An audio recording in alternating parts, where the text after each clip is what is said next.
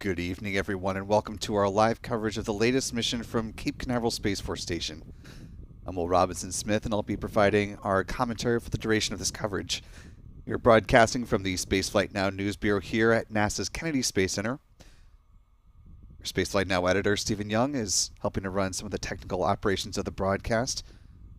Adam Bernstein is out preparing to track the Falcon 9 rocket tonight after it leaves the pad, also doing some still photography as well. And our Michael Kane has the evening off. If you'd like to follow their work, you can find them on X, formerly known as Twitter. Adam Bernstein at ABurnNYC, Michael Kane at MD Kane Jr. Of course, we are all preparing for an exceedingly busy weekend and start to the next work week, as marked by the launch of Boeing's Starliner spacecraft on its first crewed mission, as astronauts Butch Wilmore, Sonny Williams preparing to head up to the International Space Station no earlier than Monday, May 6th at 10:34 p.m. Eastern, 0234 UTC.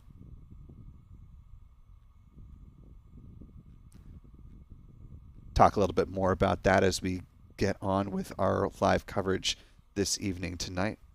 A little tease ahead to some of that. We're also supported this evening by our friends Pete Carstens with Max Q Productions and Chuck Briggs, taking a look Chuck's view of the Falcon 9 launch tonight, taking a look at Space Launch Complex 40 or Slick 40 here at Cape Canaveral Space Force Station.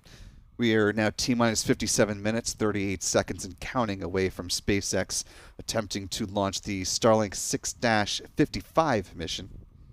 This will be the 30th time that SpaceX has launched a dedicated Starlink flight this year. And of course, the second time SpaceX is launching a Falcon 9 today. The launch of the Falcon 9 from Vandenberg Space Force Base marked SpaceX's 44th Falcon flight of the year. This will be number 45. And this booster preparing to launch for a 19th time on this mission. SpaceX is targeting a T0 liftoff of the Falcon 9 from here in Florida at 9:49 p.m. Eastern. For our friends joining us from around the world, that is 0149 UTC. I want to thank the more than 2,200 of you that are joining us at the start of our live launch coverage. If you haven't already, and if you'd like to help us out, you can click the like button, share the stream, allow some more folks to find their way into this live coverage as we step through the count, get more educated on the mission over the next 56 minutes and some change. Also want to thank our wonderful moderators popping into the live chat. Astro Jen back again after helping out with this afternoon's launch. Good to see you again, Astro Jen. Astro Joe joining in as well. We'll keep our eyes peeled for Stephanie B. and I believe Rusty Shackelford is helping us over in our 24-hour live channel, Launchpad Live. We're also powered by a wonderful channel member community here on YouTube. So thanks to folks like Rick Donner, I Am Lita, Jamie Setchell, a.k.a. JJ, Callistia Lee, Expedition Greg, Zephyr Wolf, Jean Marquis, That Opal Guy, and Alicia Delegati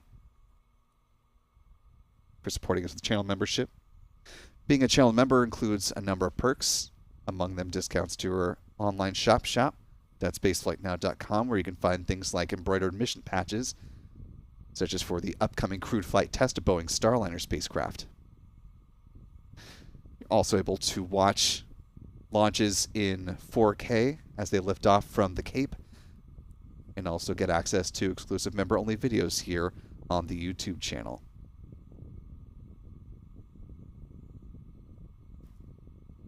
And as we get into the start of this broadcast, I want to thank Callistia Lee for gifting 10 Spaceflight Now memberships, getting us off on a really great footing, as well as thanks to Rick Donner for gifting 5 Spaceflight Now memberships. So very appreciative to you both.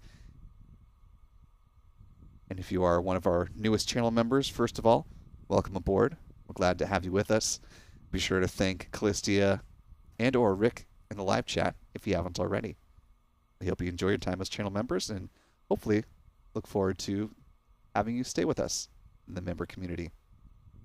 Last but not least, if you have a comment or question and you'd like to be a part of our broadcast and your comment or question is appropriate to be read on the show,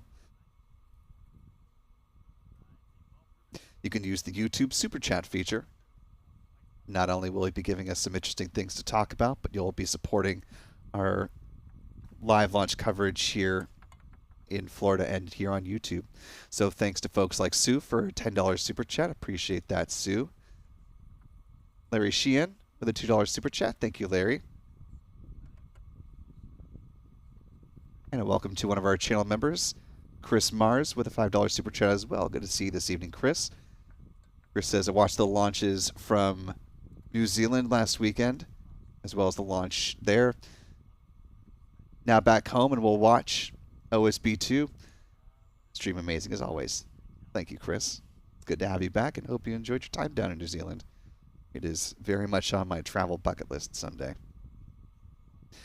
And thanks to Norman Reitzel for a $10 Super Chat, another one of our wonderful channel members. Good to see you this evening, sir. Norman says, I'm 72 years old, and this doesn't get old. I was expecting this in the 1970s, but Nixon nixed it, so now it's 2020. Bipartisan bureaucrats are no longer pulling all the strings. As I think we can safely say it's a healthy mix of government and commercial launch operations around the world. I think we're all the better for it.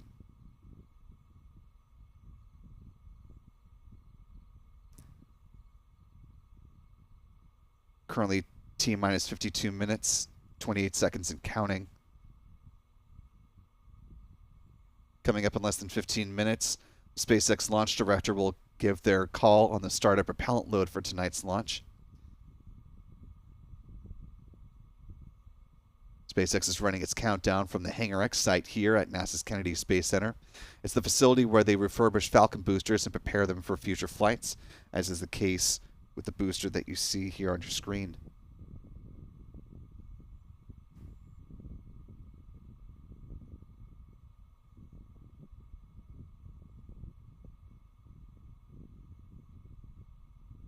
SpaceX also has support for the launch tonight, in part from the control room at their headquarters in Hawthorne, California.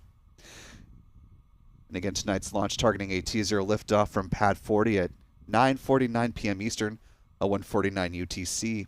They do have multiple backup opportunities as long as fueling has not begun. Tonight's window lasts until 1:17 a.m. Eastern. We have lots to do tomorrow, and so I think on our behalf and for everyone watching, we will all hope that they're able to hit the start of the window and not have to push off too far. But if needed, SpaceX does have another launch window tomorrow, Friday, May 3rd, if needed. That begins at 9:03 p.m. Eastern.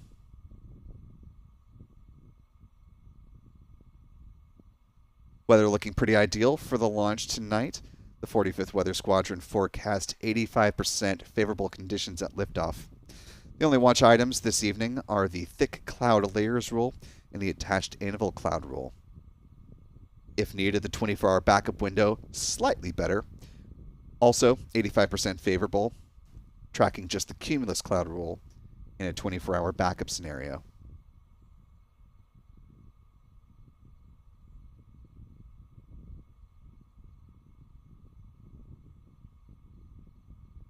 It has been a busy day, certainly, for SpaceX.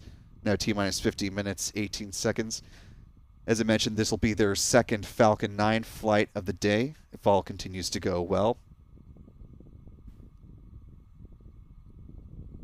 But 2 Falcon launches weren't the only things on SpaceX's plate today.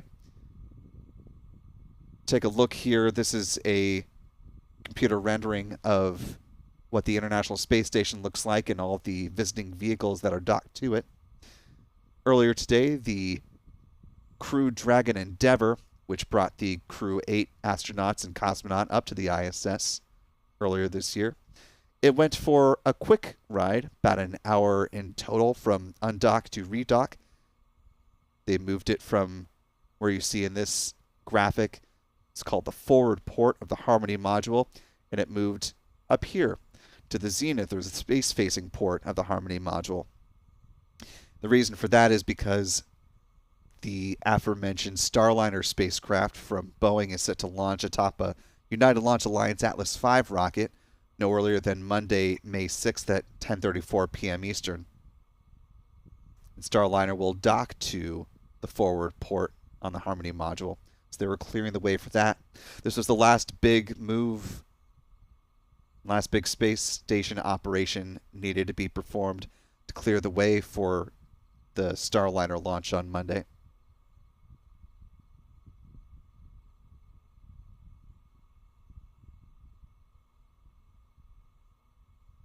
So we here at Spaceflight now are very busily preparing for our live launch coverage of that mission. I'll have more details on that over the weekend.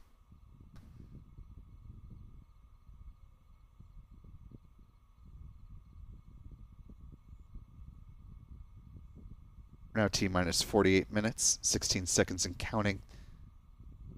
Taking a look back at the live chat here, want to thank another one of our wonderful channel members, Jeff Hansen, for a very generous $20 super chat. Really appreciate you supporting at that level, Jeff.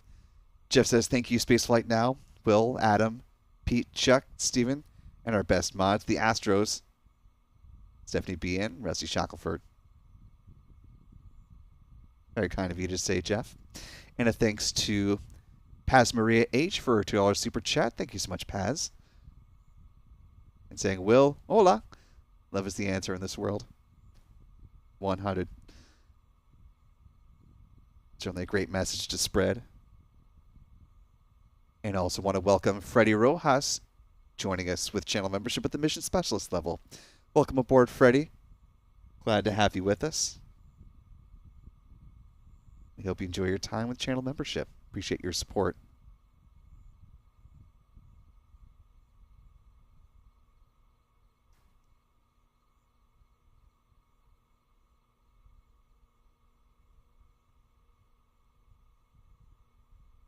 We're about 10 minutes, a little bit less than, about 9 minutes actually, away from the SpaceX launch director making the call on the start of propellant load tonight. So let's go ahead and step through our countdown timeline for this mission, let you know the items we're expecting to happen and when we're expecting them to take place. The count will begin at the T-minus 38 minute mark. The SpaceX director will make the go on the start of prop load. If that go-ahead is in fact given, it will begin at T-minus 35 minutes with a loading of RP-1 or rocket-grade kerosene onto both the first and second stages of the Falcon 9 rocket. At the same time, liquid oxygen is also loaded on board the Falcon 9's first stage. T-minus 16 minutes is the turn of liquid oxygen for the Falcon 9's second stage. Before that, though, at about T-minus 20 minutes and 20 seconds, we'll see the so-called big vent from the strong back. Happens at the pad as the feed lines are being chilled. Very striking visual. Also, a good indication that fueling is, in fact, moving along on time and on schedule.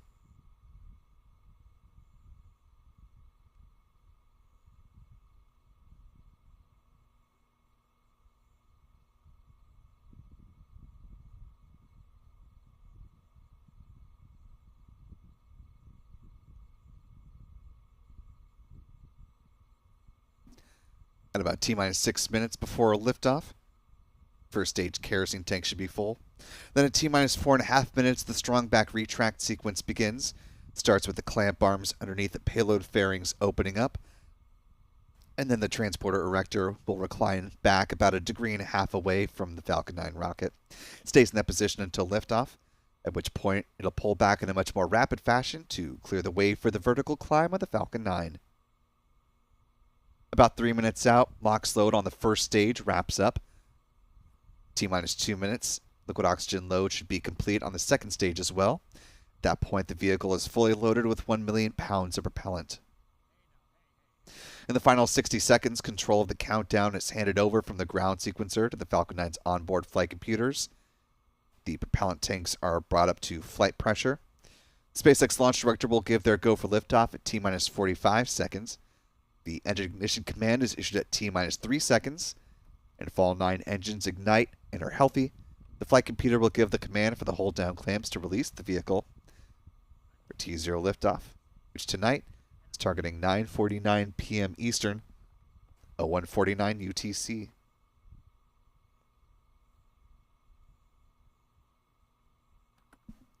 Here's a bar chart of where SpaceX stands currently on the year. 44 missions launched so far as of this afternoon, looking for 45 coming up in 43 minutes and 56 seconds.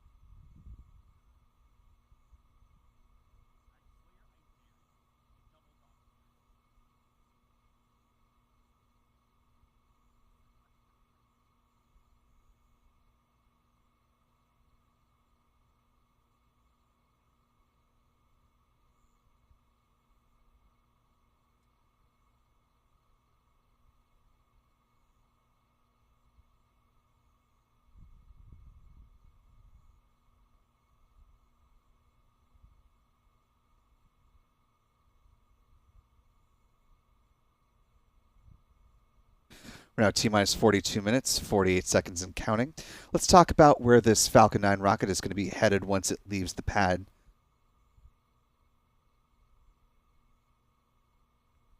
Taking a look at the satellite view of Space Launch Complex 40, Slick 40, over here at the Cape. As is the case with all the launches heading to the 6th shell of the Starlink constellation, the Falcon 9 will be flying in a southeasterly trajectory once it leaves Florida's Space Coast.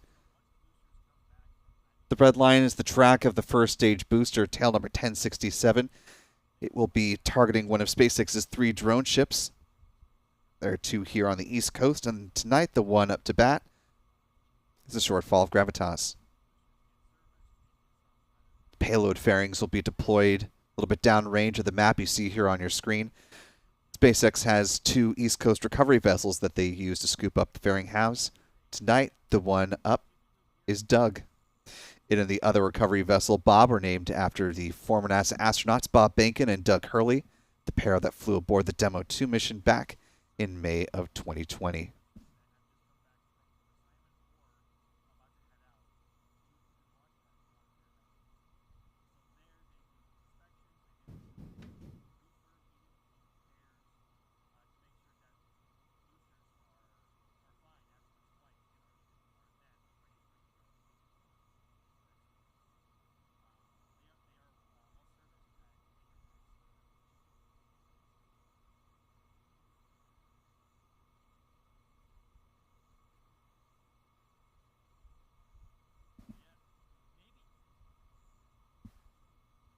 Sort of an interesting twist of fate that the Dragon spacecraft that Bob and Doug used to fly up to the ISS, kicking off SpaceX's turn for the commercial crew program back in 2020, currently docked to the ISS supporting the Crew 8 mission, and it'll be obviously docked to the ISS once Boeing Starliner reaches orbiting outpost with its first crewed mission.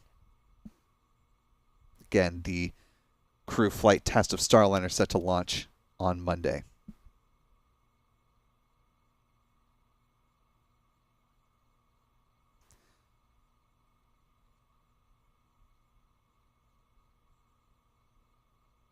Coming back to Doug, the recovery vessel, though, not the person. This is an image of what the payload fairings look like as they're making their way back down towards the ocean waters. SpaceX saves about $6 million per recovery and has now flown more than 200 missions using flight-proven fairing halves. Here's an image of what it looks like when they're being brought aboard one of the recovery vessels.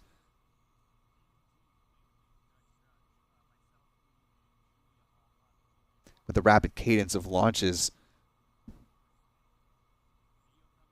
Space Florida has been conducting they call a wharf feasibility study, essentially looking at ways as more space companies are looking toward reusability and will also be using more marine assets, how they can improve things and create additional opportunities and some dedicated space for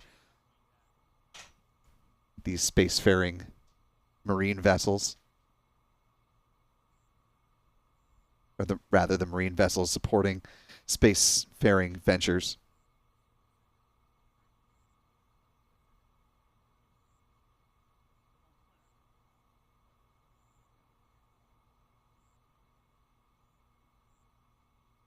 See if I can post the link to the wharf study here in the live chat, so y'all can peruse that as we're going through our conversation here.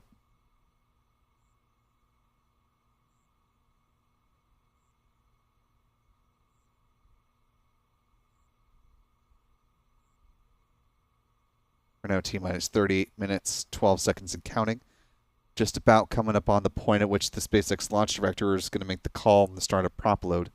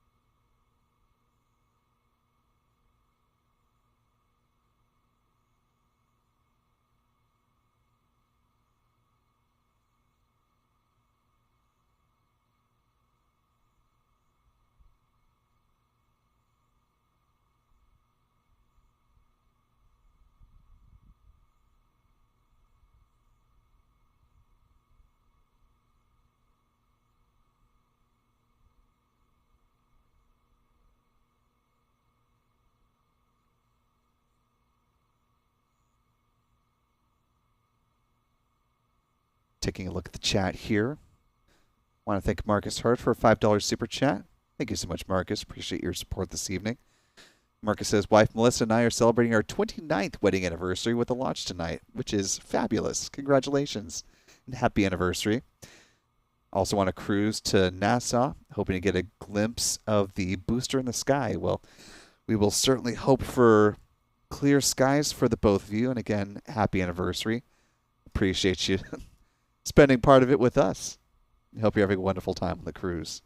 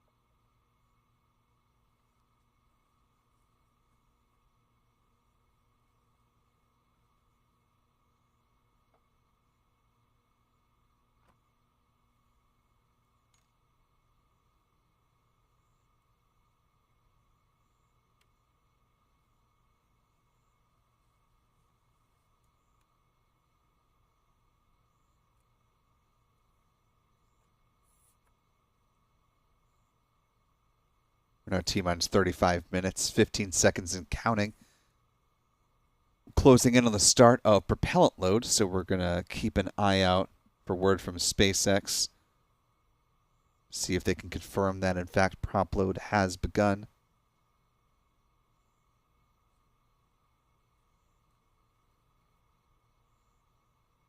Assuming we haven't heard word, though, here's what we're looking for visually on the Falcon 9 rocket.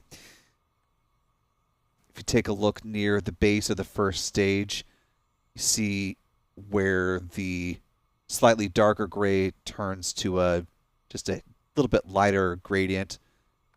If there wasn't quite as much soot. You could see it's near where the X in SpaceX is written. We'll start to see a little frost ring form there. A little bit of vapor, as well as the super cold liquid oxygen is loaded on board the tank of the Falcon 9 first stage, which, assuming that everything is still on track, we should be about a minute, just under a minute into that fueling process beginning.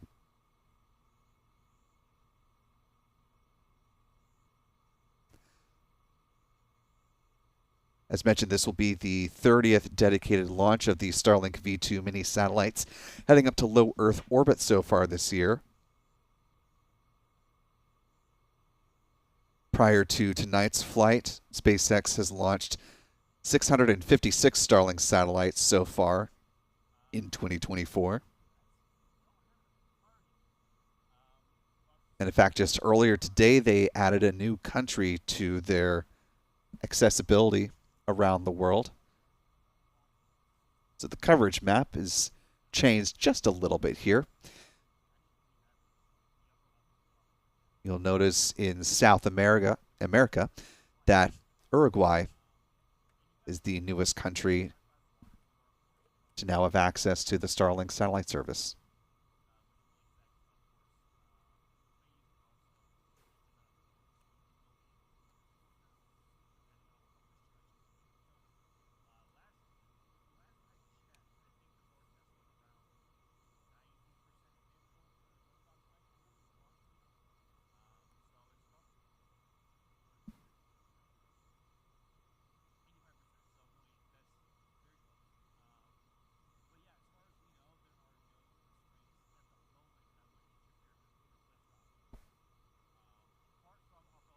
Here's a quick fact sheet about the Starlink satellites.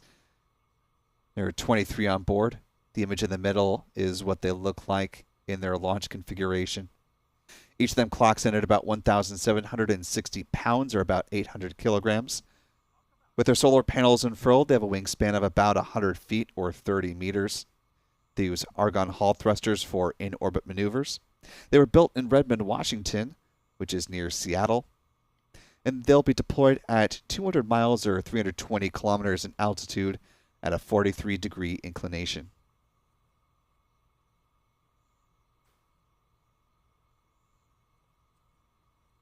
Taking a look at the zoomed-in view here of the Falcon 9 rocket.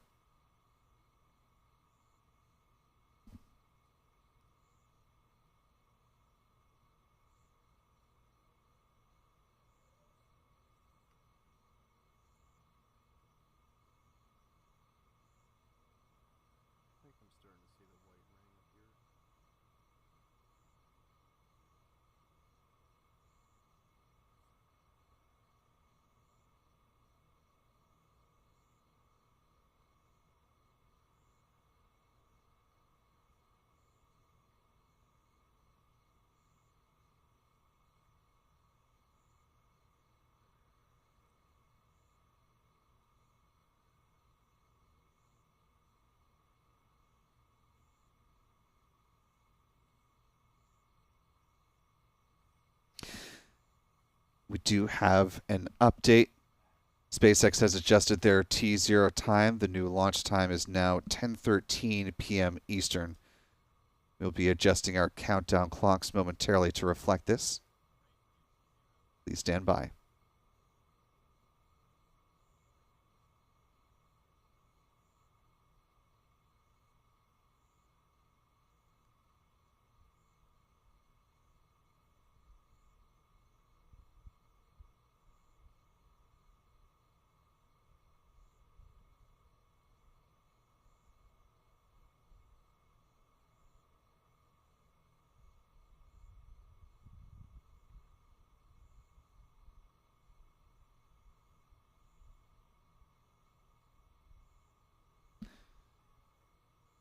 With our countdown clock adjusted, you can see we are now T-minus 53 minutes, 17 seconds and counting.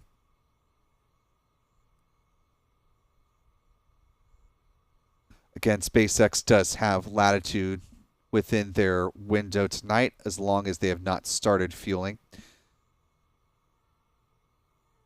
Tonight's window lasts until 1:17 a.m. Eastern. And again, that is as long as fueling has not begun.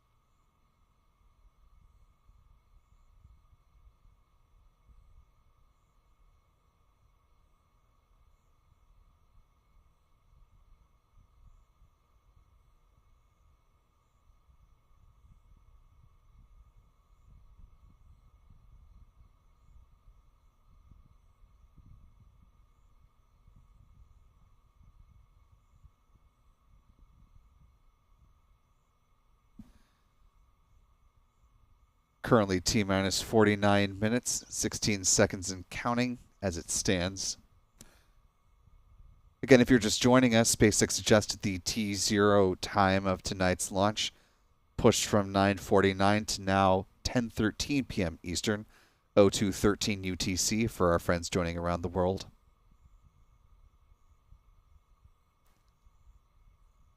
Taking a look at the live chat, want to thank a couple of our channel members for their generosity this evening. Thanks to Mark Otto for gifting 5 Spaceflight Now memberships. Really appreciate that, Mark. Thank you, sir. And to Donna Hayes for also gifting 5 Spaceflight Now memberships. Appreciate you as well, Donna. And to our 10 newest channel members, be sure to thank Mark and Donna in the live chat if you haven't already. And we hope you enjoy your time as channel members and choose to stick around with us. Now T-minus 48 minutes, 19 seconds and counting. Once again, we are about 10 minutes away from the point at which the SpaceX launch director is slated to make the call on the start of propellant load, if they are prepared to do so.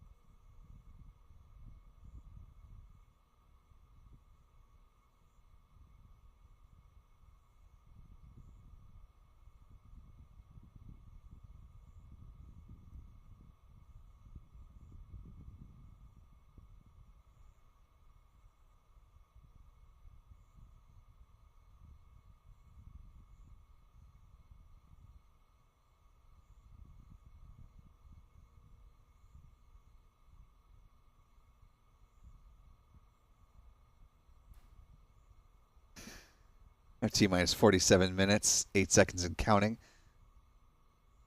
Have a super chat here from one of our wonderful moderators, Astro Joe. Really appreciate that, Astro Joe, and for the work you do as a moderator. Sending a special message there.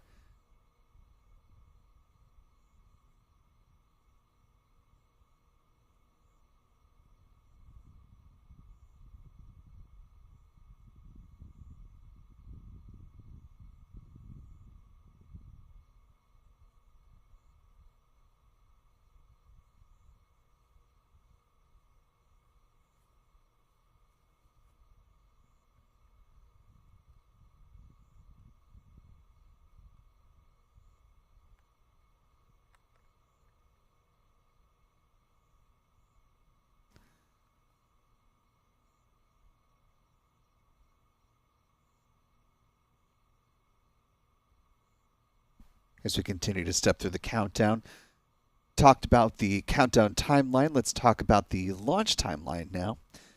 These are the sequence of events that we're expecting once the Falcon 9 rocket leaves the pad, carrying the 23 Starlink satellites up to low Earth orbit. Currently, SpaceX is targeting a T0 liftoff at 10:13 p.m. Eastern, 0213 UTC.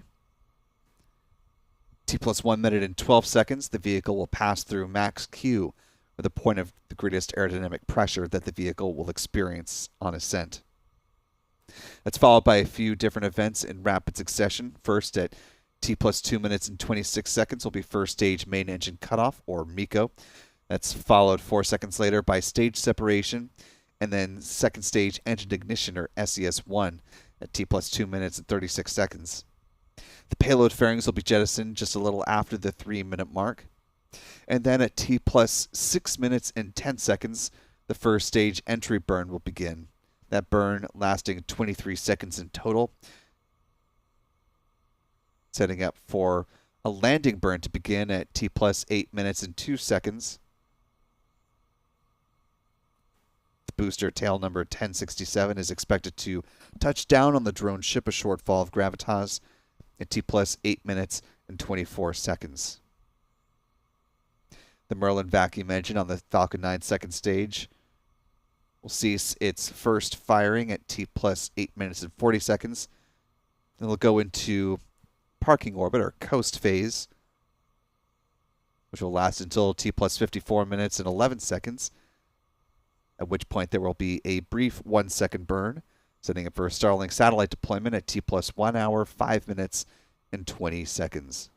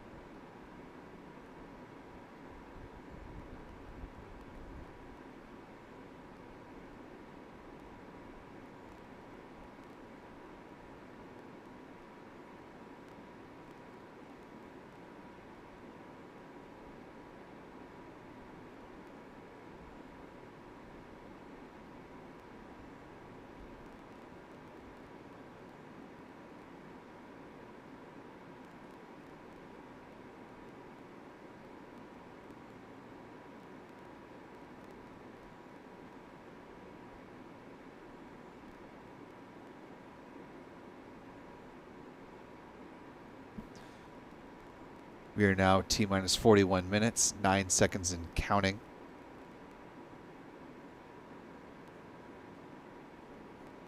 With the new T0, we've shifted back in the timeline, so for those who may not have been with us as we hit the countdown timeline early in our commentary, let's go back and give you a quick refresh of what we're expecting for this fueling timeline for SpaceX and its Falcon 9 rocket. The T-minus 38-minute mark coming up in just a couple of minutes here. That's the point where SpaceX will make the call on the start of propellant load. And if they are ready to proceed, we'll start with RP1 loading at the T-minus 35-minute mark into both the first and second stages of the vehicle. At the same time, liquid oxygen is loaded onto the first stage tanks of the Falcon 9 rocket.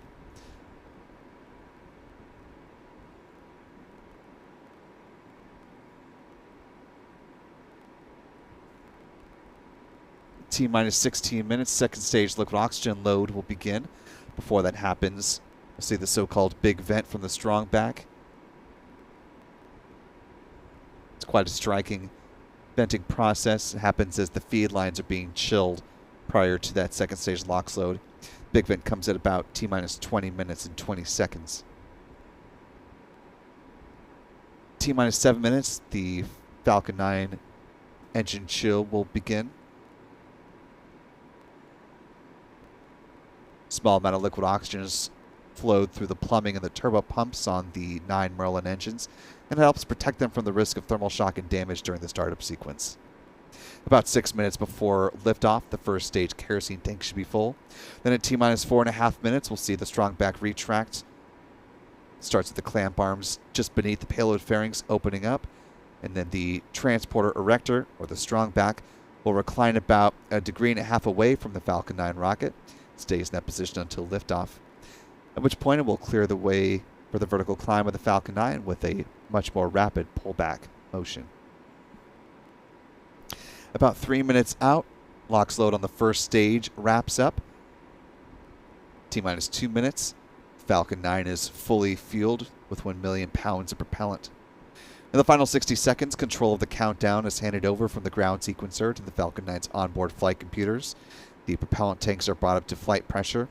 The SpaceX launch director will give their go for liftoff at T-minus 45 seconds.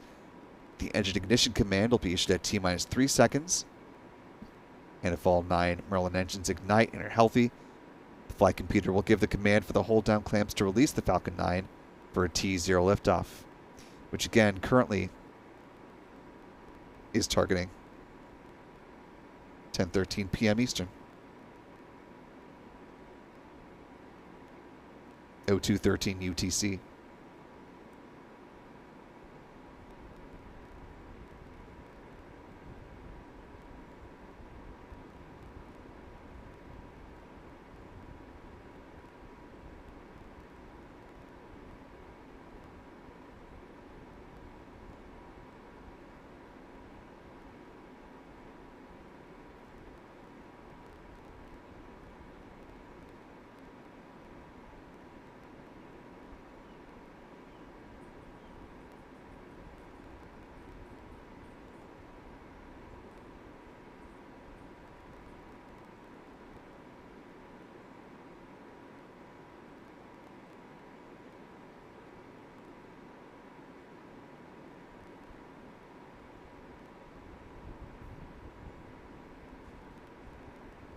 We're now T-minus 37 minutes, 5 seconds and counting. At this point, SpaceX should have given the go-ahead for the start of prop load if they are in fact ready to do so this time.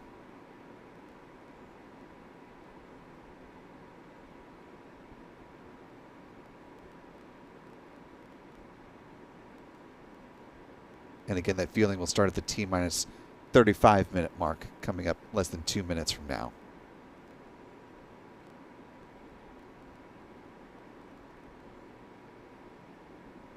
I want to thank the nearly 3,000 of you who are watching with us live. If you haven't already, be sure to hit the like button, allow the YouTube algorithm to do its thing, and bring this live coverage to more folks here on YouTube. Also want to welcome our newest channel member, Schmo Joe, joining us with membership at the pad leader level. Welcome aboard, Schmo. Glad to have you with us. As a reminder, channel membership comes with a number of perks, including discounts at our online shop.spaceflightnow.com, access to member-only videos here on YouTube, and the ability to watch all of our Cape-based launch liftoffs in 4K.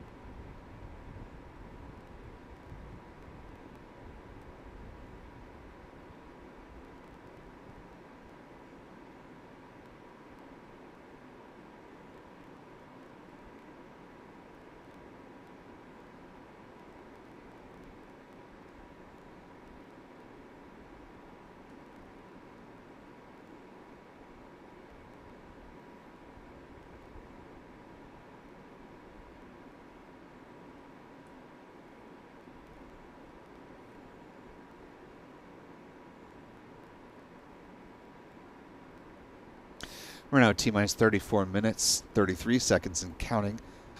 Once again, we have reached the point at which SpaceX, if they are ready to do so, should be fueling the Falcon 9 rocket here. If you were not with us last time we got to this point, if you look at the base of the Falcon 9 rocket, you see, actually just to the right of the vehicle, the crew access tower, the lights that go up the spine on the right-hand side. If you go up one to almost to the third light and then bring your eyes to the Falcon 9 at that point, you see right about there, there's a bit of a gradient shift from a dark gray to a lighter tinted gray. Where that shift happens, that's about the point where we usually see some frost form on the Falcon 9 rocket, a little bit of vapor there as well. It's evidenced as the super cold liquid oxygen is loaded on board the first stage tank, assuming that SpaceX has begun fueling.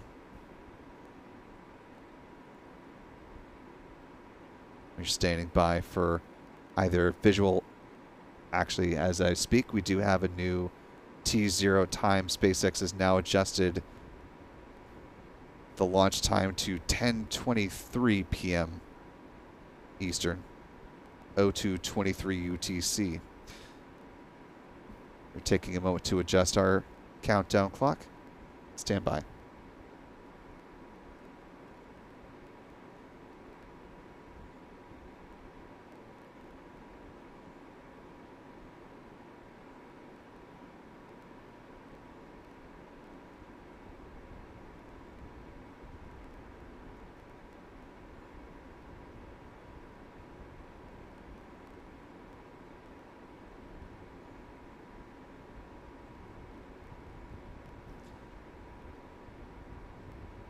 With the time adjusted for the new T0, we are back at T-minus 42 minutes, 20 seconds and counting. Again, SpaceX does have still quite a bit of latitude left in this launch window, which runs until 1:17 a.m. Again, the new T0 time stands at 10:23 p.m. Eastern, 02:23 UTC.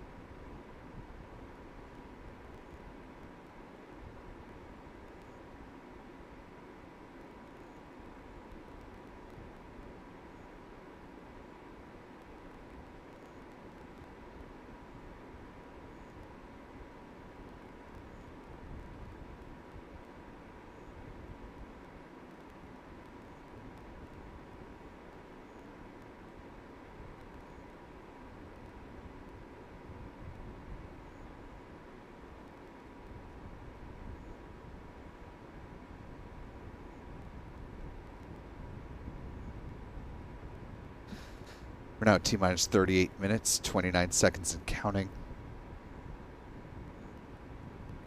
Once again on the precipice of SpaceX making the call on the start of prop load coming up in about 15 or so seconds.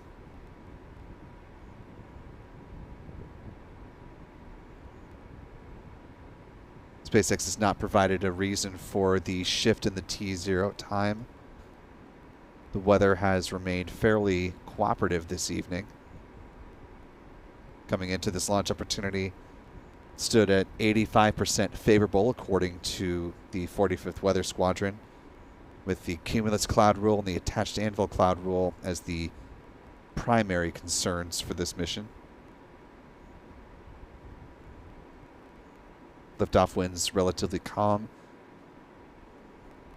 and the risk of upper level wind shear rated as low, which is good.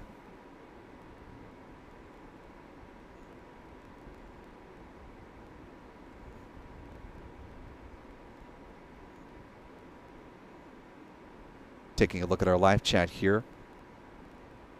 I want to thank a few of our channel members for their support tonight. Our thanks to Titus Kitchen for a $5 super chat. Really appreciate that, Titus. Good to see you tonight. Titus says thank you for your coverage. You're very welcome, and thank you for supporting it with channel membership and the super chat here. Appreciate it, Titus. Our thanks as well to Callistia Lee for a very generous $20 super chat. Really appreciate that, Callistia. And I will echo the sentiments of her message here saying, hit the like button, y'all. That's one of the best ways to show support for this coverage, and it's free to do. And yes, the YouTube algorithm is a fickle beast sometimes, so the more likes we can get, especially as compared to the number of folks watching live, the more people can find our live coverage as we continue to step through the countdown tonight. That's it for now. Another one of our wonderful channel members, Mitchell Wilbur, with also a very generous $20 super chat. Thank you, Mitchell, for supporting us at that level. Mitchell says this is a great night launch. Tomorrow night, we get the Blue Angels. Good weekend to be in Vero Beach. As usual, good job, Will and company. We'll certainly pass the message along to the team. And we're now at T-minus 35 minutes, 52 seconds and counting.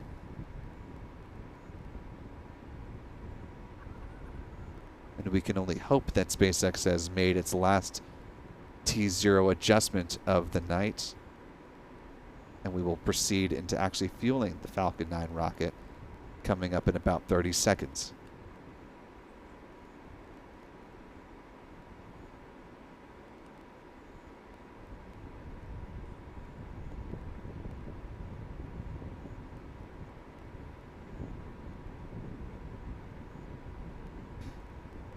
And unfortunately, I spoke too soon. SpaceX has adjusted its T0 once again. The company is now targeting 10:37 p.m. Eastern. Again, the new T0 time for the Starlink 6-55 mission now stands at 10:37 p.m. We are adjusting our countdown clocks accordingly. Please stand by.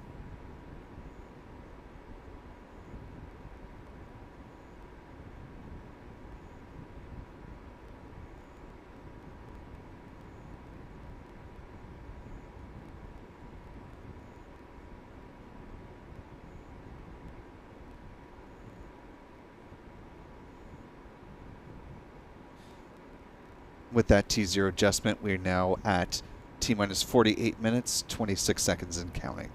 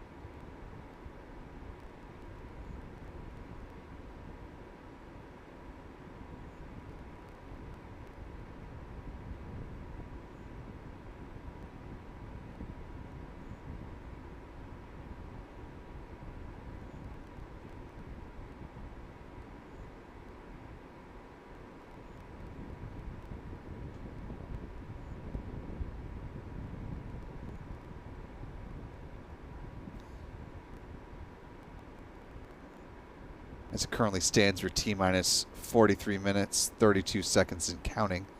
It's the planned liftoff of the Falcon 9 rocket supporting the Starlink 6-55 mission.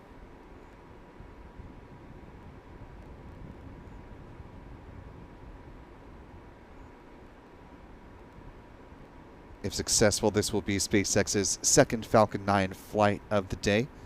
So while we have time, let's go ahead and talk about the Falcon 9 vehicle itself, the workhorse for SpaceX. So the company is getting ready to launch this mission. This will be the 330th Falcon 9 launch to date and the 45th this year.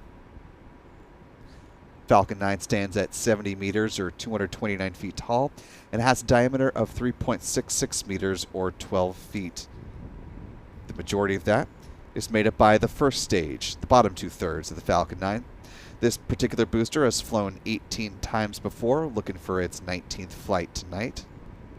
Tail number 1067 in the SpaceX fleet. At the bottom of the first stage are the 9 Merlin engines, which burn rocket-grade kerosene and liquid oxygen and produce 1.7 million pounds of thrust.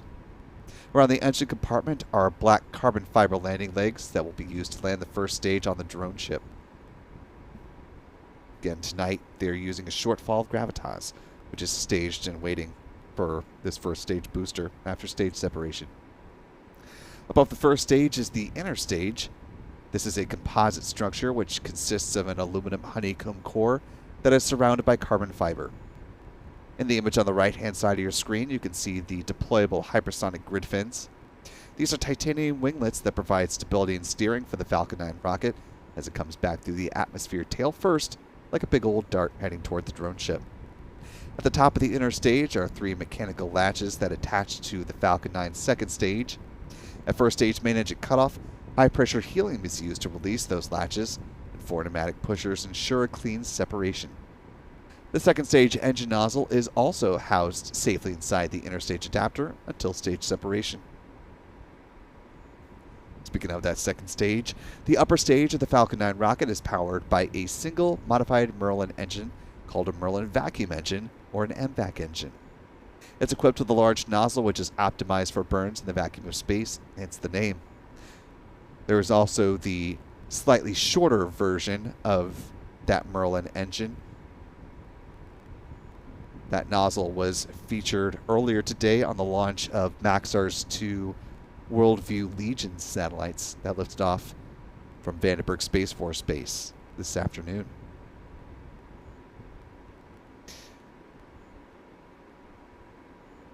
Second stage engine produces more than 200,000 pounds of thrust. It'll be fired twice on today's flight to place the 23 Starlink satellites into their intended orbit. The MVAC engine burns the same propellant mix, that being RP1 or rocket-grade kerosene, as well as liquid oxygen, same as the first stage.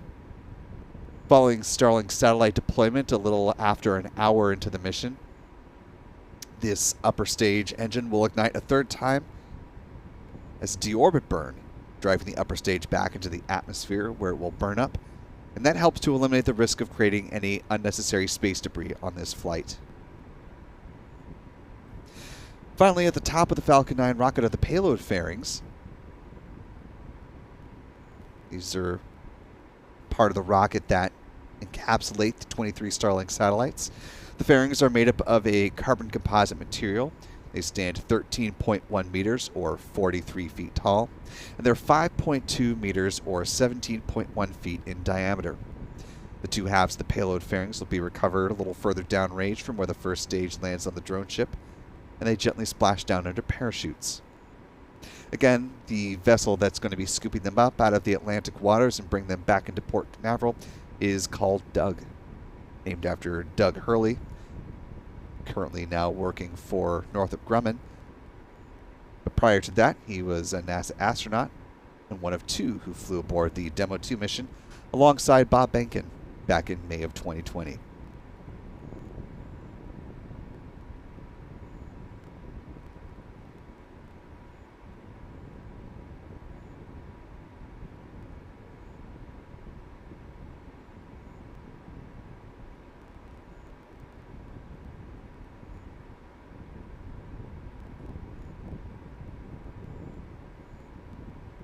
We are once again now at T-minus 38 minutes, 26 seconds and counting. Approaching the decision point for SpaceX on the start of propellant load. If that go-ahead is given, which we'll see, but if the go-ahead is given, then propellant load will begin at T-minus 35 minutes, with RP-1 being loaded on both the first and second stages of the Falcon 9 rocket, and liquid oxygen on board the Falcon 9's first stage.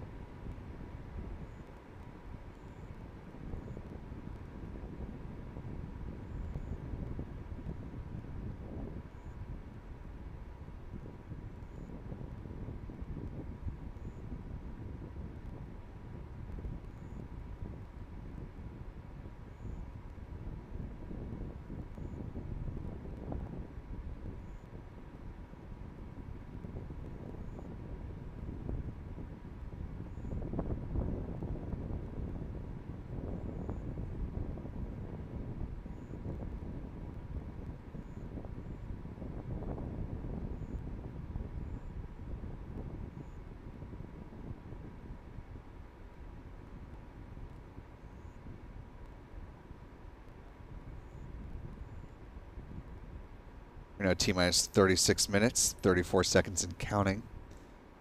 Just a couple minutes away from the start of prop load if SpaceX has gone ahead and given the green light to do so.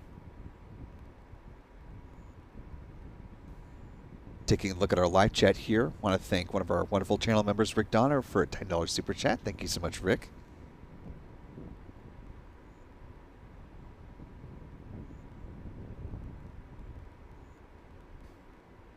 And Rick asks if the plan was for broadcast journalism or print media when I went to school. As so happens, I went to Northwestern University where I majored in broadcast journalism. But when I was in high school, I actually worked for my high school's newspaper. Was a staff writer, a photographer, and then worked my way up to editor-in-chief. Spent 4 years at the Medill School of Journalism learning the ropes of good journalism, storytelling in all its formats. Written word, photography, videography, a little bit of website design. And then I spent the past 10 years working in local news for stations in Alabama and then Central Florida. And then I made my way over to Spaceflight now, which is where I've been for, gosh, coming up on almost a year now. It'll be a year in July.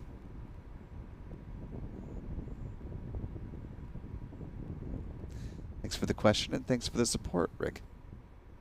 I also want to welcome our newest channel member, Rich Cartledge, joining us with channel membership at the pad leader level. Welcome aboard, Rich. Glad to have you with us.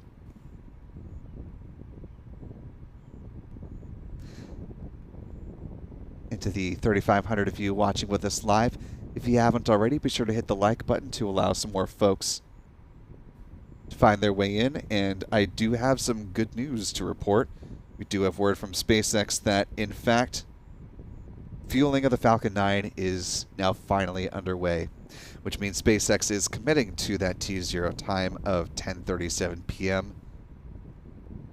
0237 UTC. Because SpaceX uses a fueling process simply known as load and go, they'll be fueling the Falcon 9 practically to the point of liftoff. So once fueling has gotten underway, as fortunately is the case now, they don't have the opportunity to hold the countdown. So they'll either launch in 33 minutes and 38 seconds, or they'll have to stand down and target their backup opportunity tomorrow.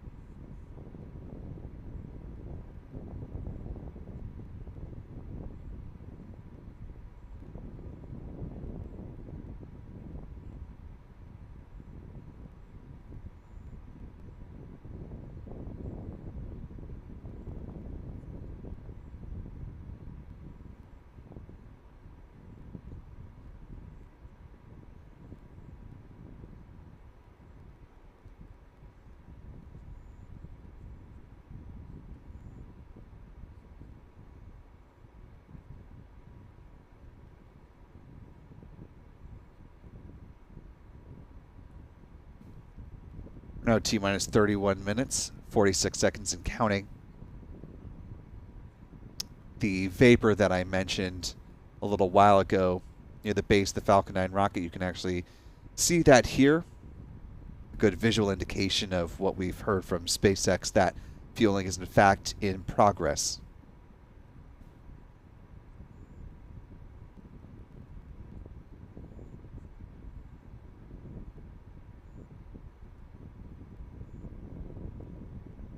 And as we come up on the T-minus 30-minute mark, at that point, SpaceX teams will be loading cryogenic helium onto the pressure vessels on the Falcon 9's first stage tanks. Helium is used to pressurize the main propellant tanks during flight. The same process will happen at about T-minus 25 minutes on the second stage tanks.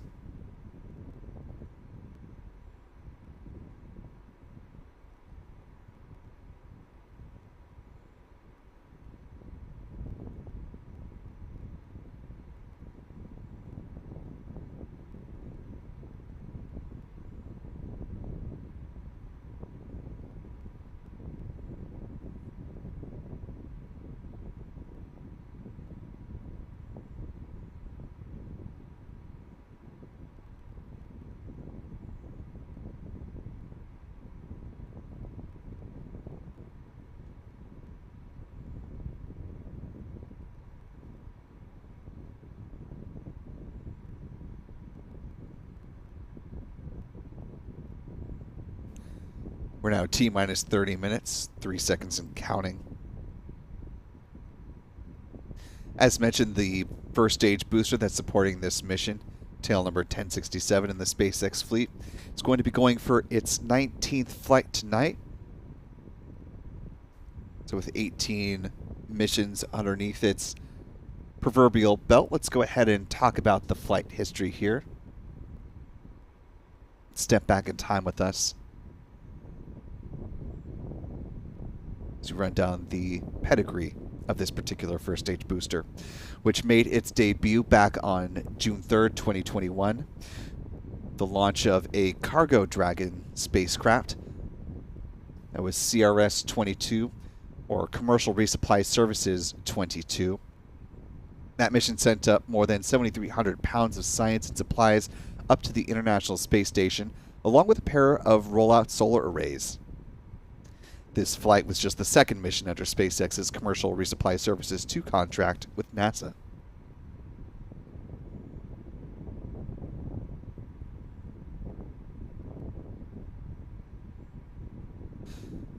Next up for this booster was its first crewed mission. That was the flight of Crew 3, heading up to the ISS on November 11th, 2021.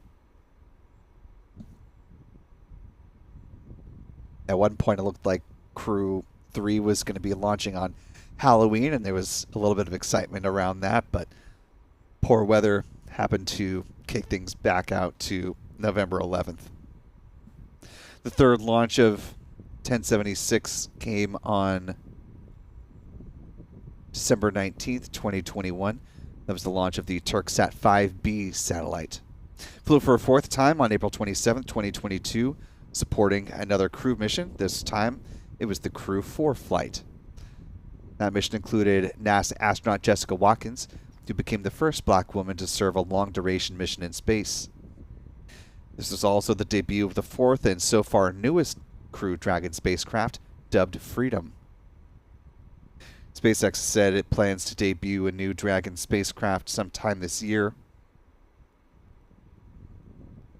And since we know that will not be on the Polaris Dawn mission, as it is being specially outfitted to support that mission's unique flight profile, odds are we may see the new Dragon make its debut, if it is ready, for the Crew 9 flight, set for the end of summer. The Crew 4 mission was also the last time that a SpaceX Dragon spacecraft launched to the International Space Station without a Russian cosmonaut. Next flight of this booster came on July 14th, 2022. It was another cargo Dragon mission. This time it was CRS-25, sending up more than 5,800 pounds of science and supplies to the ISS. Flight number 6 was the first Starlink mission for this booster. It was Starlink Group 4-3 34 on September 19th, 2022, lifting off from the same pad, Pad 40, landing back on the drone ship. Just read the instructions. Launch number 7 was for the geostationary satellite Hotbird 13G for Eutelsat, launching on November 3rd of 2022. This booster's final launch of that year came on December 16th with the launch of SES's O3B mPOWER 1 and 2 satellites. Missions 9 through 11, all Starlink flights. Those were Starlink 5-2 on January 26th, 5-5 on March 24th, and 5-9 on May 14th. 12th launch came on June 18th when it launched Satria, a communication satellite for Indonesian company PSN. Moving on, launches 13 through 16 were all Starlink flights. Those were Starlink 6-10 on August 17th, 6-22 on October 13th, 6-29 on November 22nd, and 6-35 January 7th, 2024. 17th launch came in support of the Telkomsat Maraputa 2 satellite, lifting off from Pad 40 again. This was on February 20th. And most recently, the 18th and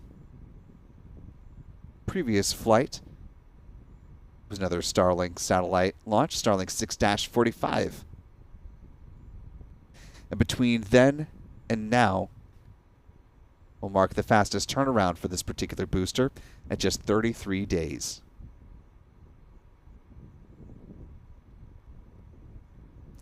You can see fueling continues to move along SpaceX, a little bit more vapor creeping up the Falcon 9 first stage booster.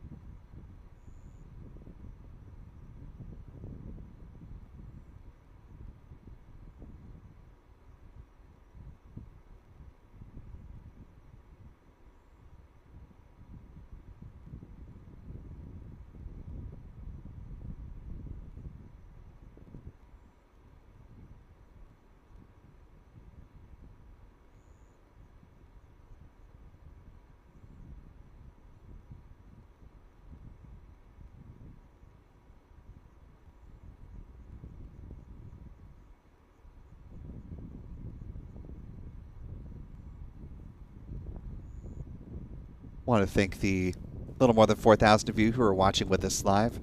If you haven't already, be sure to hit the like button. That'll allow the YouTube algorithm to do its thing and allow more folks to find this live coverage as we come into the final 23 minutes and 23 seconds of the count. Just about 3 minutes from now, we'll see the start of the so-called big vent from the strong back. It happens as the feed lines are being chilled prior to second stage liquid oxygen load.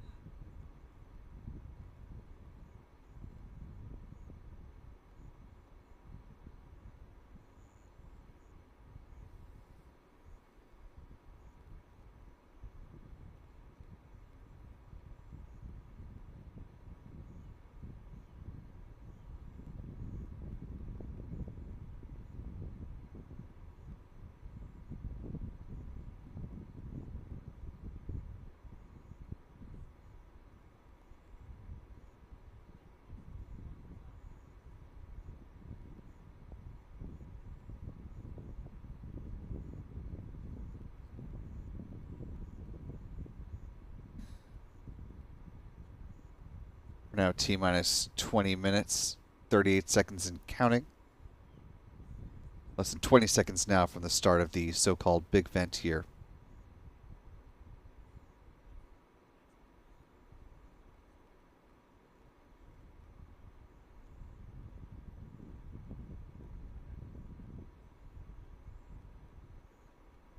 You can see from our friend Chuck Briggs' perspective, the big vent now getting underway. The wind blowing it basically directly toward us here at the press site, so a little bit hard to see as it was getting underway.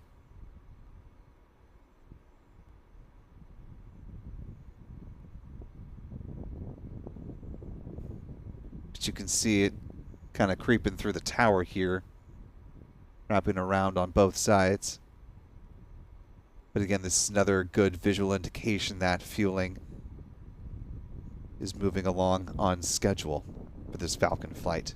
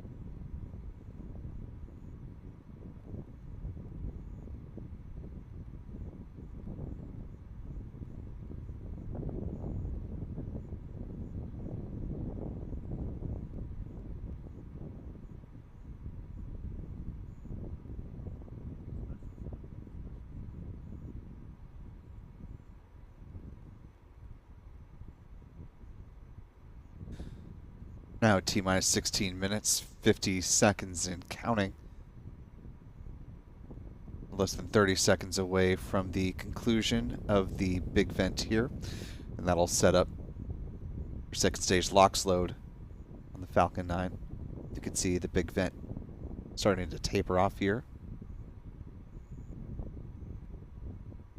and come to a conclusion.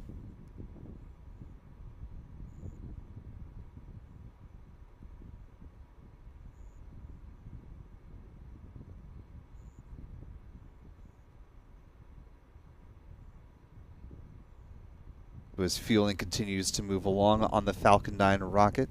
Again, this is the second Falcon flight of the day. The first one coming up, or the first one happened earlier this morning if you're on the West Coast, earlier this afternoon for those of us on the East Coast, or at least as far over as Mountain Time. Sent up these two. These are Maxar's Worldview Legion Earth-observing satellites. Liftoff happened right at the beginning of the window at 11:36 a.m. Eastern, 2:36 p.m. or excuse me, 11:36 a.m. Pacific, 2:36 p.m. Eastern.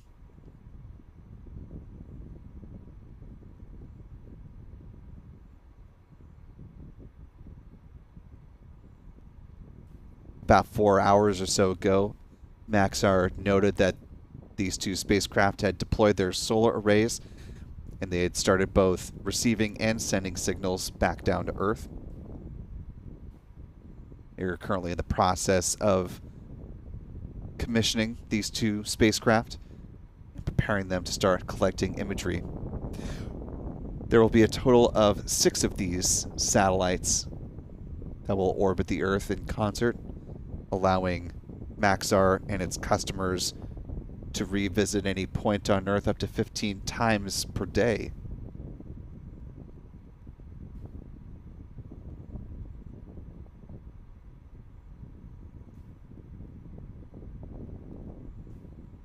There's also great views of stage separation on this flight.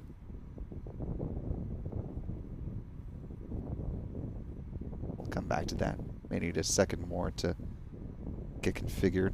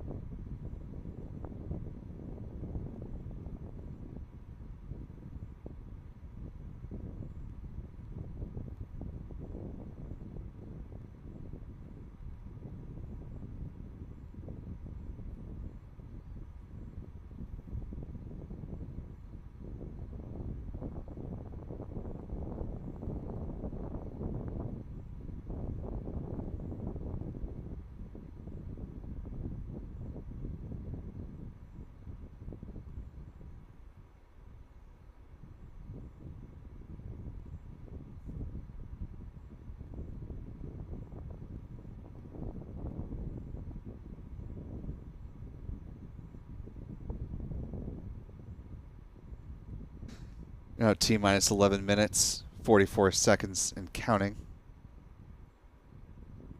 I'm going to go ahead and bring back that video here. This was from the Maxar Worldview Legion launch earlier today. Some great views of stage separation.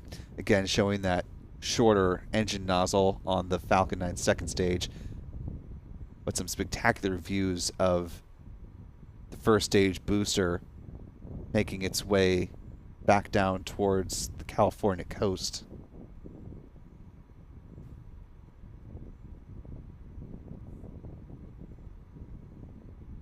Show that to you one more time.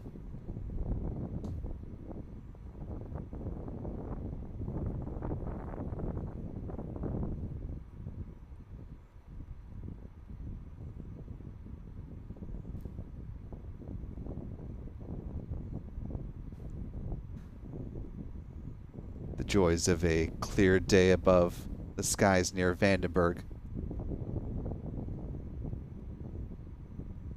We're now T-minus 10 minutes, 34 seconds and counting. Appreciate the 6,500 of you that are joining with us live as we're coming into the final 10 minutes of the count. If you haven't already, be sure to hit the like button. It's quick, easy, free to do so. It allows more folks to find their way to our live launch coverage as we come in on the final 10 minutes left before liftoff. Also want to thank one of our wonderful channel members, Nelson Reyes, for gifting 5 Spaceflight Now memberships. Really appreciate that generosity, Nelson. Thank you so much, sir. Good to see you again this evening. And to our 5 newest channel members, if you haven't already, be sure to thank Nelson in the live chat. We hope you enjoy your time as channel members and choose to stick around with us. Channel membership includes a number of perks, including discounts at our online shop, access to 4K views of all the liftoff opportunities from here at the Cape, and access to member-only videos here on the channel. We're now just 2.5 minutes away from the point at which the engine chill-down sequence will begin. Again, that will involve flowing a small amount of liquid oxygen through the plumbing and turbo pumps, helping to protect the 9 Merlin 1D engines from the risk of thermal shock or damage during the startup sequence.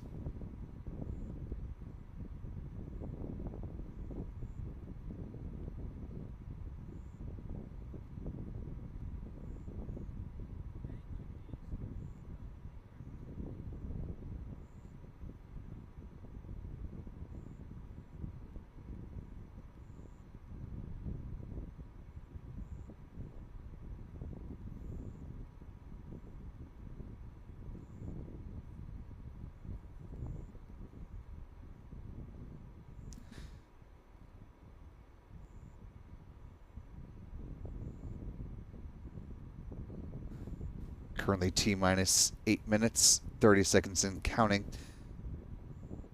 For those who may not have been with us when we did it earlier in the countdown, let's go ahead and talk about the trajectory of this mission and where this Falcon 9 rocket will fly once it leaves the pad.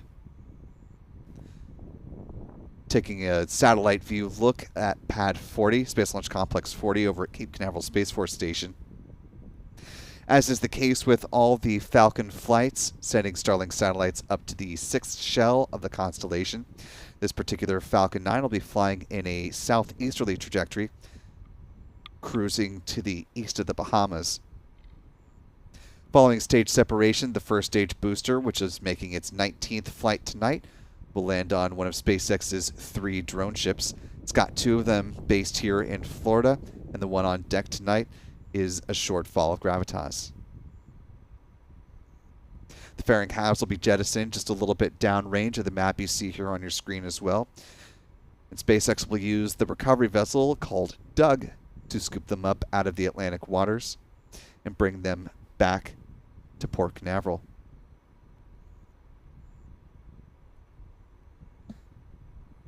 If all goes well and we see a liftoff in just a little over 7 minutes, this will wrap up a very busy day for SpaceX. Not only did they launch the 2 Worldview Legion Earth-observing satellites for Maxar from Vandenberg Space Force Base, they also relocated a Dragon spacecraft earlier today.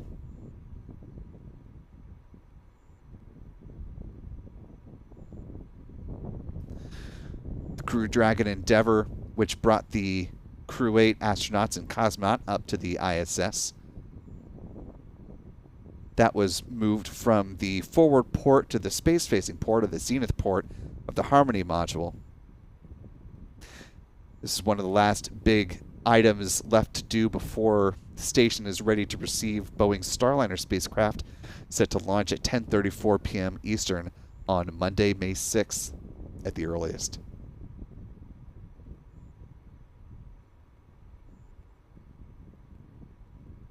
Lots to do to prepare for that mission, and we will have exceedingly robust live coverage here on our channel as well as on our website, spaceflightnow.com, in the run-up to the Crew 8 mission launch. Excuse me, in the run-up to the Starliner crew flight test launch. So if you're not already subscribed to Spaceflight Now, now is a great time to do so. When you do, be sure to hit the bell icon, turn on all notifications so that you're alerted whenever we post new videos and we start new live streams.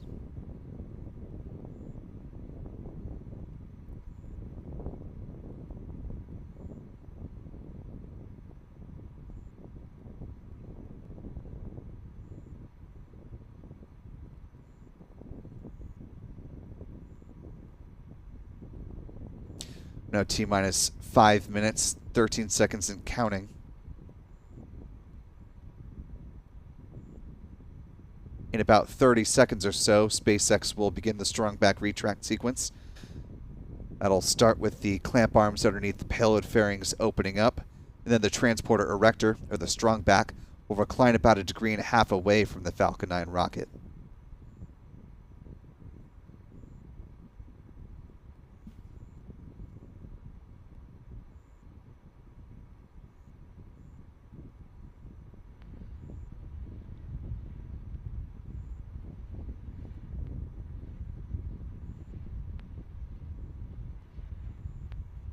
We're now starting to get pad views as well from SpaceX. Thanks. Our press for strong back lower. And we're receiving mission audio as well. Strong back retract has started. Good call out there. Again, you're going to be watching for those clamp arms underneath the payload fairings opening up. And just a slight lean back from that strong back. Those noises you're hearing are some of the pad fueling sounds. You see the clamp arms now open up. T-minus 3 minutes, 50 seconds and counting. As you can see, just a little bit of housekeeping here. The discrepancy in time between our countdown clock and what you see from SpaceX. Our countdown clock is in real time. What you're seeing from SpaceX is on a slight delay.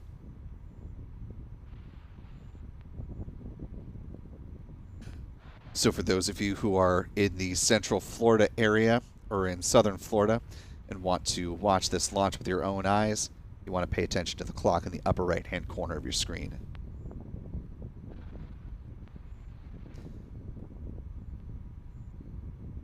Coming up next, we'll hear a call out from SpaceX that the first stage liquid oxygen tank is fully loaded.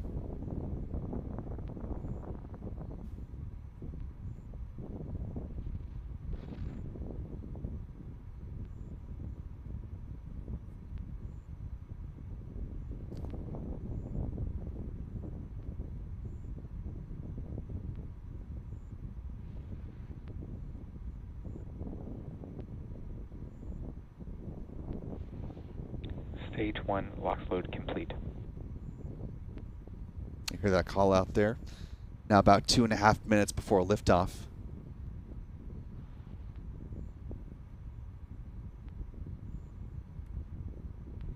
Taking a look at the live chat, want to thank one of our wonderful channel members, SG, for being back with us again this evening. Good to see you one more time today, SG. Thanks for the super chat. And as we cruise into the final 2 minutes of the count, thanks to the 15,000 of you plus that are watching with us live. If you haven't already, be sure to hit the like button to allow more folks to find their way to this live coverage, as we are now less than 2 minutes to the liftoff of the Falcon 9 on the Starlink 6-55 mission tonight.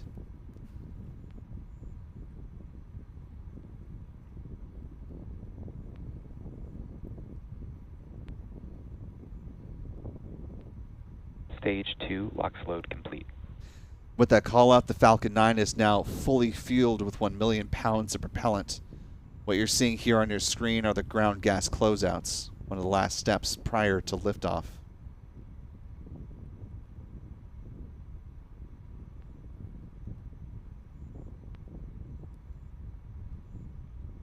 See some good angles on this here. This view from our friend Chuck Briggs. Ground gas closeouts. There you hear that call out from SpaceX for the ground gas closeouts. Coming up on a minute before flight.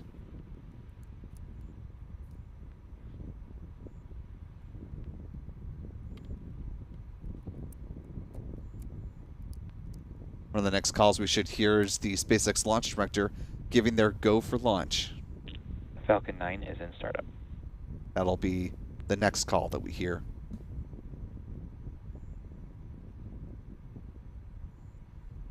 LD, go for launch. And with that, after a few delays tonight, we are now just 30 seconds away from the launch of the Falcon 9 rocket, sending 23 more Starlink satellites up to low Earth orbit. 20 seconds. 15 seconds. And here we go. 10, 9, 8, 7, 6, 5, 4, 3, 2, 1. Engine ignition and liftoff of the Falcon 9 rocket on the Starlink 6-55 mission. The Falcon 9 has cleared the tower. 23 more Starlink satellites now starting their journey up to low Earth orbit. 20 seconds into flight.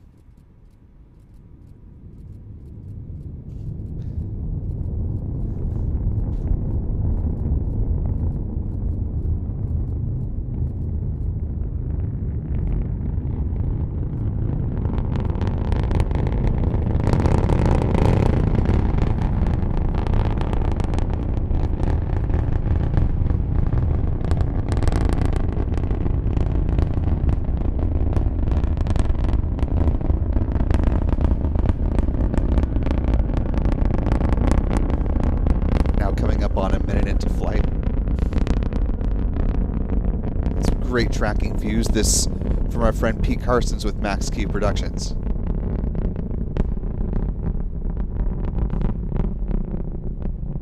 Falcon 9 passing Mach 1, approaching.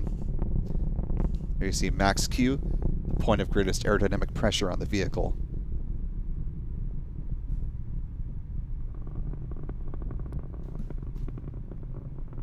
Coming up, we'll see a few different events in fairly rapid succession.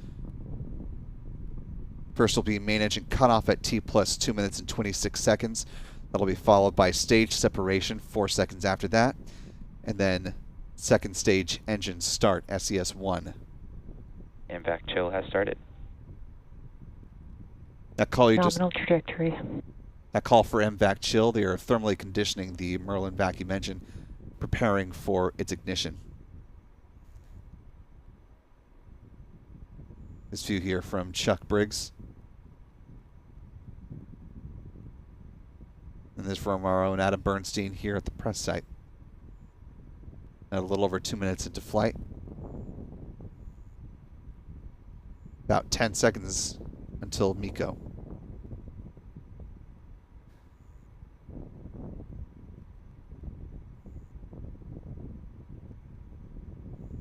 And there you see main engine cutoff. Stage separation.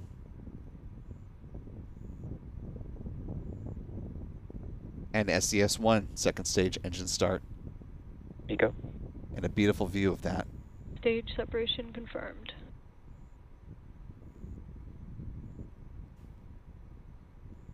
MVAC startup. Here you see those events on a slight delay from the SpaceX feed. Coming up on the 3rd minute of flight. Fairing deployment imminent.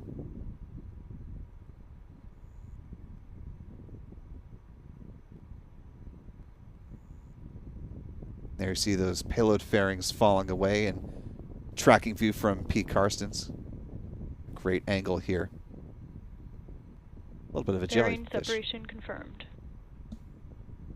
And there you see those Starlink satellites now exposed to the vacuum of space for the first time on this mission.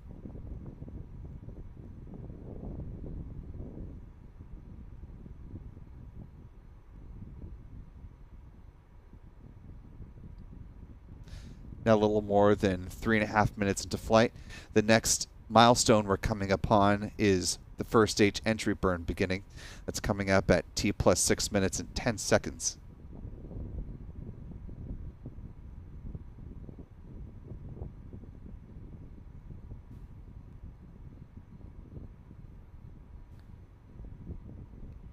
You can see some stars cruising by as we continue to track the Falcon 9 second stage here.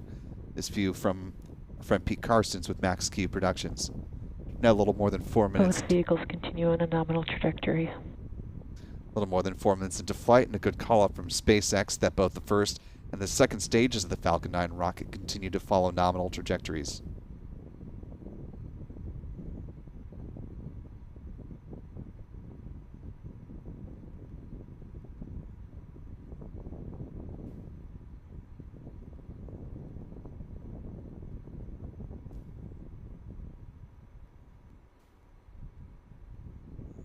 This launch marks the 330th Falcon 9 launch to date. We'll have some more info on the total mission stats, but thought I'd just go ahead and mark that one as we're now a little more than 5 minutes into flight, coming up on the start of the entry burn here. Now less than a minute away.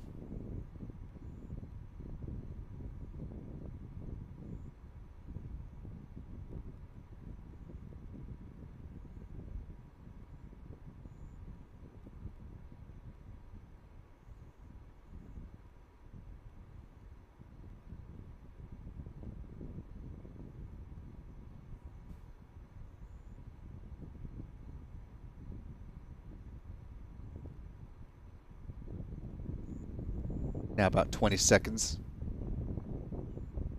till the start of the entry burn.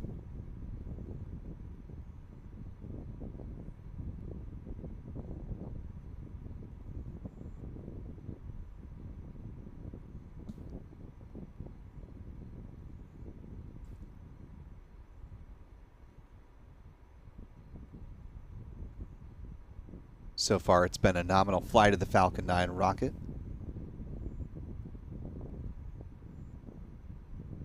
You can see the start of the entry burn beginning here. Stage 1 FTS has saved. Great catch by both P. Karstens and Adam Bernstein. Stage 1 entry burn startup.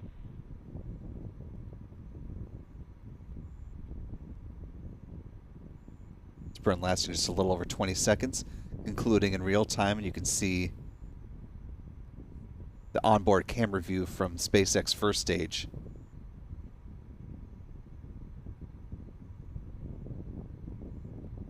Stage 1 entry burn shutdown.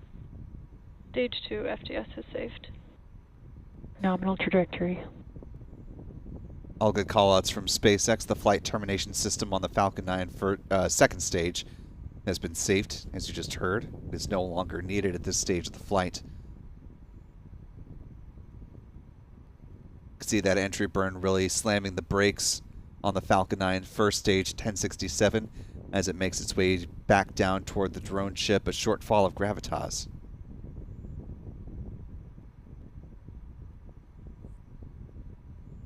Coming back through the atmosphere, also providing some deceleration assistance as well.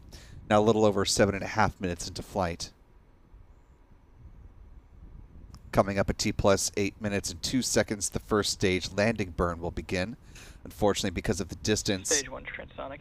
of the Falcon 9 first stage, we won't be able to see that with our ground cameras, but fortunately we have these onboard camera views from SpaceX. So the time at the bottom of your screen you want to look for again is about 8:02 T plus 8 minutes and 2 seconds. That's when the landing burn will begin.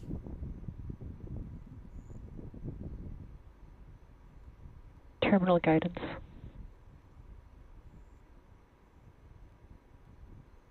Stage 1 landing burn. Good start to the landing burn. We should see some drone ship views coming into focus on the right hand side of your screen. Stage 1 landing leg deploy.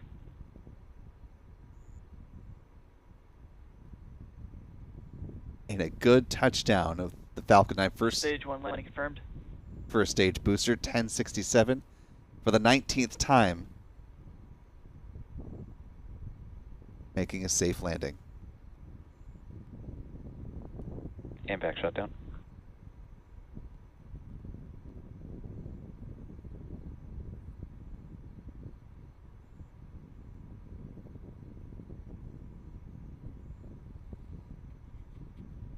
Nominal orbit insertion. And a good call out on the orbital insertion.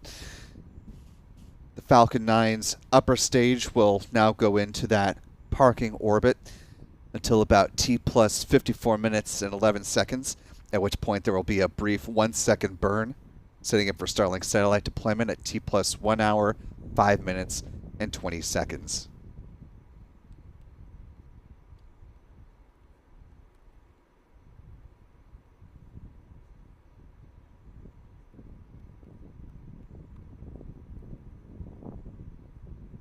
With good liftoff and landing of the first stage booster, it's going to go ahead and bring things to just about a close for us. But before we go ahead and sign off for the night, we're going to go ahead and wrap up as we always do with a look at the mission stats as they currently stand.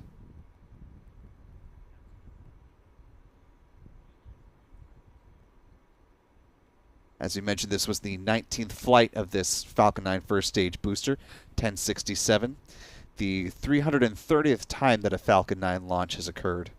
This was SpaceX's 45th Falcon 9 launch of 2024, the 73rd Falcon booster reflight, of the launch of a booster that has flown at least once.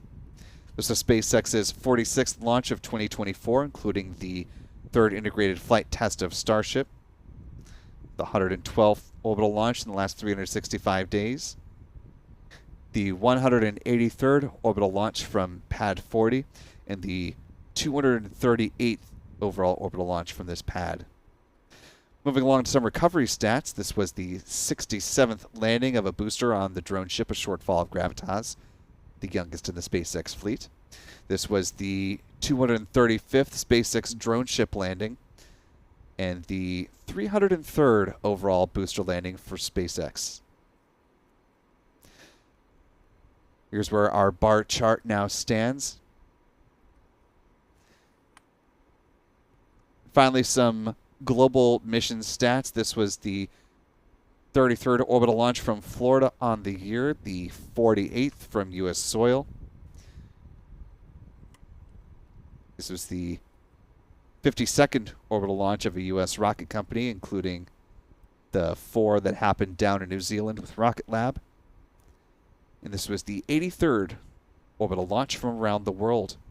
A couple of launch mishaps. Here's where the pie chart stands. The U.S. now capturing 63% of the orbital launch pie. China with 18 launches, although they are preparing for the launch of a Long March 5 rocket, set to lift off early tomorrow morning on a lunar sample return mission that's set to collect samples from the far side of the moon.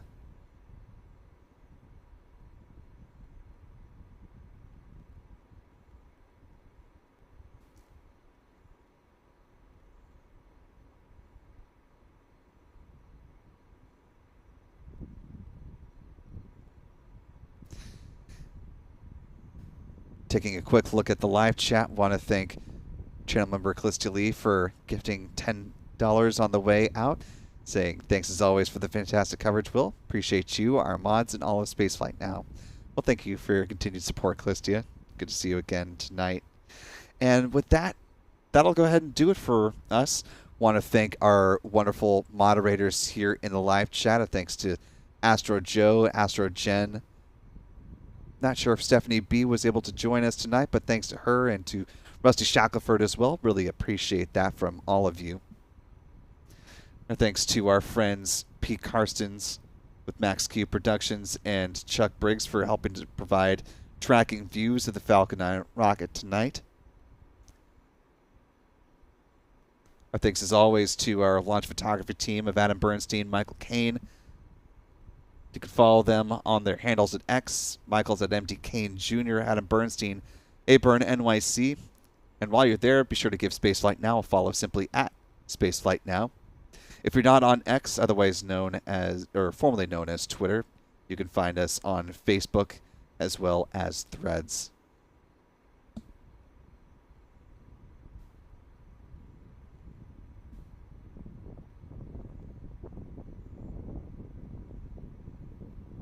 Taking one last look at the live chat as see Pierce Mama coming in at the buzzer.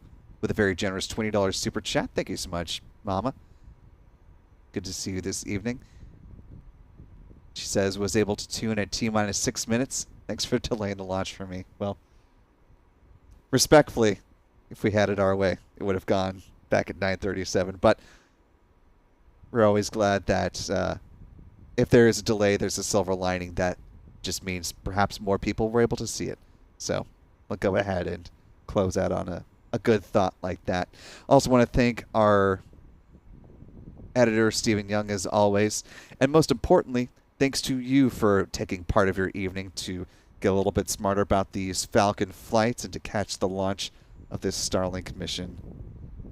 Now sending 23 satellites up to low Earth orbit. That transporter erector will be coming back up vertically to ready this pad for future launches coming in the not too distant future. As it stands now, our next local launch looks like it will be the launch of the Starliner for Boeing, sending up astronauts Butch Wilmore and Sonny Williams on their way to the International Space Station. Again, that launch lifting off no earlier than Monday, May 6th at 10:34 p.m. 0234 UTC.